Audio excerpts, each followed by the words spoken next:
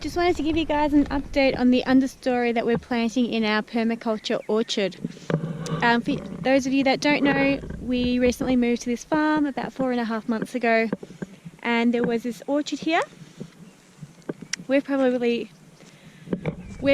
only added less than 10 trees, I'd say. We added peach, nectarine, 2 plums, 2 cherries, 2 olives, pomegranate down the bottom, and I think that's about it in here. And it was a very overgrown orchard. It was full of bracken. The trees were looking really sick, and we were told that they didn't get much fruit from here. So we slashed the orchard, as you can see, nice and short now. The grass is becoming quite dominant in here when it was really just bracken. When we first bought the property, or when we were here in March, April, sorry. But we wanted to create an understory, to create a forest floor to smother out the bracken and to provide nitrogen, because when bracken grows, it means that it is nitrogen deficient. And the soil was fairly poor here. We have a mix of clay and sand. So we didn't expect it to be sandy here because we are in the high country in Victoria. It's quite a clayey area, but we're right on the outskirts of the clay, and we have a lot of sand, a lot of grey clay, and a lot of sand. So our neighbours have the beautiful rich red soil, and we've just got the grey sad clay. So we have planted some clover to fix nitrogen. Even though there's a little bit of clover through here, we just wanted to plant a little bit more. We planted over 100 comfrey plants, and Paul has also planted some pigeon peas. They impart nitrogen, but they're also a food source for ourselves and for the animals. We're also in a bit of a drought in Gippsland. It's more of a green drought in the area that we're in. We haven't had anywhere near as much rain as we should have had. We should have much more beautiful, lush green growth. The ground is super dry. I'll show you this area here. It's so dry, and it should be nice and wet at this time of year.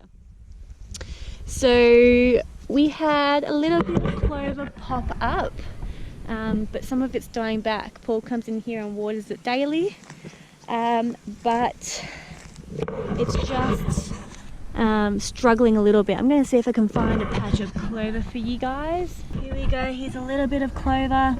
Let's see if I can get a little bit closer. There's a clover there. There's some more. So it's Melbourne Cup Weekend this weekend, and it is notorious for raining.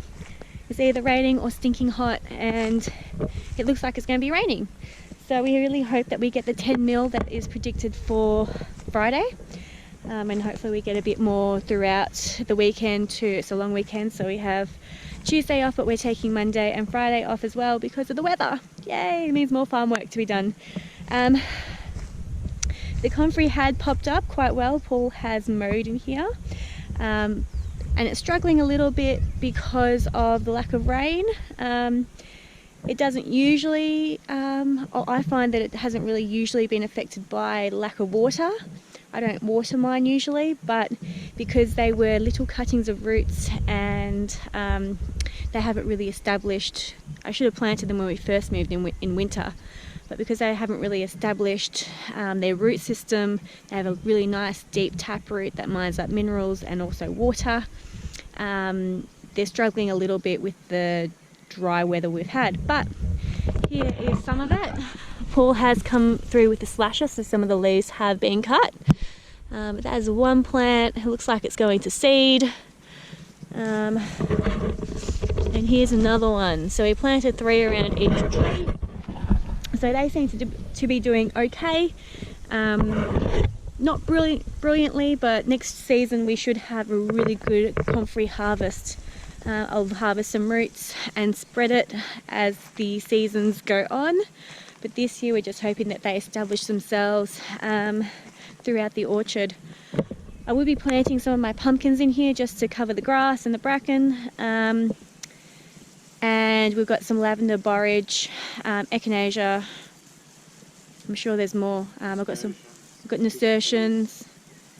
I've got nasturtiums and wormwood and chamomile and a few other things in here that will just attract the bees. We do have a hive, but it'll attract the bees to pollinate these trees, and they'll also fix nitrogen, or some of those will fix nitrogen as well. So I'm pretty happy with the way that the trees are going. We've had quite a bit of fruit on these trees. These, I believe, are nectarines. Got quite a few on that tree. We've got quite a few apples and quinces. I've got this weird thing. Do you guys know what this is? I have a feeling it might be cherry, but I'm not 100% sure. Do you guys know what these are? Are they cherries or maybe a plum? I think they're cherries, just the way that the stalks are. They're so long. But it's just a weird shape. It's not really a cherry shape. Did I mention we've got apples? We've got lots of apples, and these guys are chestnut trees, and we've got 30 of those. So that's not in the orchard, it's right next door. They're big enough now that the sheep can graze underneath.